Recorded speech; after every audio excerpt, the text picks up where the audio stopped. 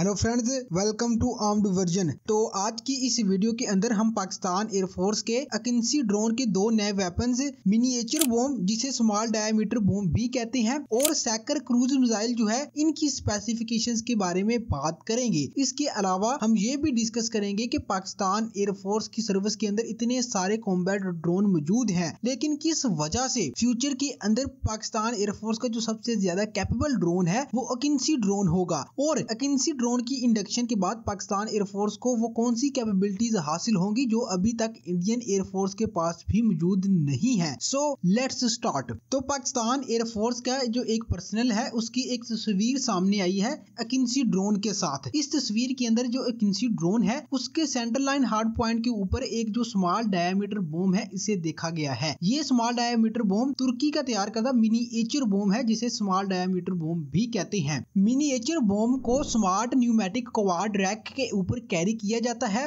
और ये जो एक रैक है ये एक वक्त के अंदर 4 ऐसे बॉम्ब्स को कैरी कर सकती है। ये बॉम्ब गाइडेंस के लिए जीपीएस और इनर्शियल नेविगेशन को इस्तेमाल करता है, और ये तमाम तरह के जो वेदर्स हैं उनके अंदर अपना जो टारगेट है उनको हिट कर सकता है। इस बॉम्ब के ऊपर फोल्डेड विंग्स मौजूद हैं जो कि इसके लॉन्च होने के बाद डिप्लॉय होते हैं, और ये जो विंग्स हैं ये इस बॉम्ब की जो रेंज है उसको एक्सटेंड करने के अंदर, बढ़ाने के अंदर मदद करते हैं। इस बॉम्ब की हाई डिलीवरी एक्यूरेसी, लो कोलैटरल डैमेज और प्रिसीजन स्ट्राइक की जो कैपेबिलिटीज हैं उनकी वजह से इसे शहरी इलाकों के अंदर मौजूद जो हाई वैल्यू टारगेट्स होते हैं उनको तबाह करने के लिए एक बहुत ही आइडियल वेपन जो है वो समझा जाता है। इसकी कुछ स्पेसिफिकेशंस के बारे में बात कर ली जाए तो इस बॉम्ब का वजन 135 किलोग्राम, डायामीटर 17 सेंटीमीटर, लेंथ लंबाई 180 सेंटीमीटर और मैक्सिमम रेंज 102 किलोमीटर या 55 नॉटिकल माइल्स है। याद रहे कि ये जो रेंज है ये लॉन्चिंग एल्टीट्यूड के हिसाब से तब्दील होती रहती है। इस बॉम्ब को जितनी ज्यादा बुलंदी के ऊपर से लॉन्च किया जाएगा तो इसकी जो रेंज है वो उतनी ही ज्यादा होगी, लेकिन अगर आप इसे को कम बुलंदी से लॉन्च करेंगे तो इसकी ये जो रेंज है ये भी डेफिनेटली कम हो जाएगी। इस मिसाइल की जो एक्यूरेसी है वो 15 मीटर जो है वो बताई जाती है, और ये बॉम्ब 1 मीटर का जो कंक्रीट है उसको पेनिट्रेट कर सकता है। दूसरे लफ्जों के अंदर आप इसे एक स्टैंड ऑफ वेपन भी कह सकते हैं, जिसे बहुत जो हाई वैल्यू टारगेट्स हैं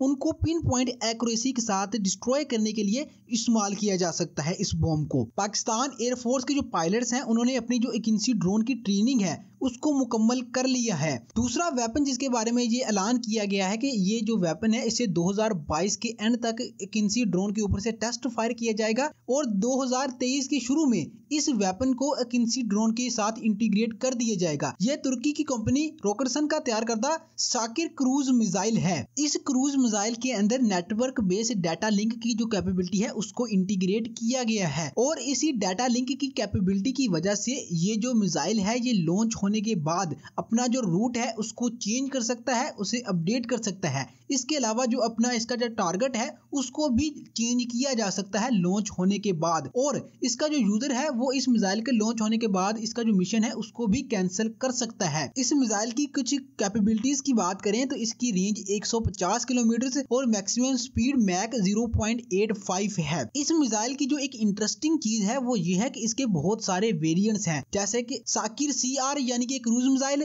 साकिर AS यानी कि एंटी शिप मिसाइल, और इसी तरह के इसका एक इलेक्ट्रॉनिक वारफेयर वाला वेरिएंट जो है वो भी मौजूद है। तो अगर पाकिस्तान एयरफोर्स अकिंसी ड्रोन के साथ इस क्रूज मिसाइल को भी परचेज करती है फ्यूचर के अंदर, तो पाकिस्तान एयरफोर्स ये जो अकिंसी ड्रोन है इसको जो नेवल ऑपरेशंस हैं उनके अंदर भी इस्तेमाल कर सकेगी। वैसे भी आपके ये जो ड्रोन्स होते हैं ये सर्वेलेंस के जो मिशन हैं उनके लिए एक बहुत ही आइडियल प्लेटफॉर्म्स होते हैं, क्योंकि इनकी जो ऑपरेटिंग कॉस्ट है वो बड़े जो आपके मैरीटाइम पेट्रोल एयरक्राफ्ट होते हैं उनकी निस्बत बहुत कम होती है, और इसके अलावा आपका जो ड्रोन है ये ज्यादा देर तक हवा के अंदर रहकर आपका जो एरिया है उसकी निगरानी कर सकता है। एक आपका जो मैरीटाइम पेट्रोल एयरक्राफ्ट है वो मैक्सिमम 4 से 6 घंटे तक ही हवा के अंदर रह सकता है। अगर आप उसको हवा के अंदर रिफ्यूल भी कर देते हैं तो फिर भी वो जो एयरक्राफ्ट है वो 12 घंटों से ज्यादा हवा के अंदर नहीं रह सकता। इस चीज की वजह ये है कि जो आपके मैरीटाइम पेट्रोल एयरक्राफ्ट होते हैं उनके अंदर लोग मौजूद होते हैं, और उनका जो है वो एक इंड्योरेंस होता है, वो एक खास टाइम से ज्यादा फिजा के अंदर नहीं रह सकते। इसके बरक्स आपके ये जो ड्रोन्स होते हैं ये 30 से 40 घंटों तक भी फिजा के अंदर रहकर आपका जो एरिया है उसकी निगरानी कर सकती हैं। तो ये तो डिस्कशन हो गई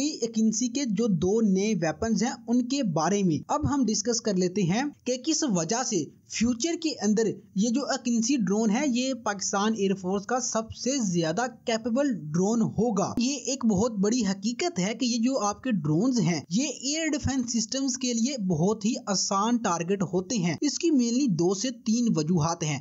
ये जो आपके ड्रोन्स होते हैं इनकी जो स्पीड है ये बहुत ज्यादा कम होती है। दूसरी वजह ये है कि ये जो ड्रोन्स है ये कुछ बहुत ज्यादा मैन्यूवरेबल नहीं होते। तो जब इनके ऊपर कोई भी जो सरफेस टू एयर या air to air missile fire किया जाता है तो ये जो ड्रोन्स हैं ये खुद को बचाने के लिए कोई बहुत ज्यादा जो मैन्यूवर्स हैं उनको परफॉर्म नहीं कर सकते। तीसरी और जो सबसे अहम वजह है वो ये है कि इन ड्रोन्स के ऊपर खुद को प्रोटेक्ट करने के लिए कोई भी किसी भी किस्म के जो काउंटर मेजर्स हैं वो मौजूद नहीं होते। लेकिन ये जो अकिंसी ड्रोन है इसमें ये जो प्रॉब्लम है इसको भी सॉर्ट आउट करने की कोशिश की गई है। तुर्की की एक कंपनी टूबीटेक अकिंसी ड्रोन के लिए एक कुज़गुन नाम का इलेक्ट्रॉनिक वारफेयर जो सिस्टम जो है उसको तैयार कर रही है। ये जो इलेक्ट्रॉनिक वारफेयर सिस्टम है ये स्टैंड ऑफ जैमर के तौर पर काम करेगा और दुश्मन के जो एयर डिफेंस सिस्टम के रडार्स हैं उनको जैम करने के अंदर कैपेबल होगा। इसके अलावा अकिंसी ड्रोन के ऊपर इन रडार्स को तबाह करने के लिए एंटी रेडिएशन मिसाइल जो है इनको भी लगाया जाएगा फ्यूचर के अंदर। तो air to air missiles, cruise missile, anti ship missile, anti radiation missile और इलेक्ट्रॉनिक वारफेयर की कैपेबिलिटीज ये वो तमाम कैपेबिलिटीज हैं जो फ्यूचर के अंदर भी पाकिस्तान एयरफोर्स के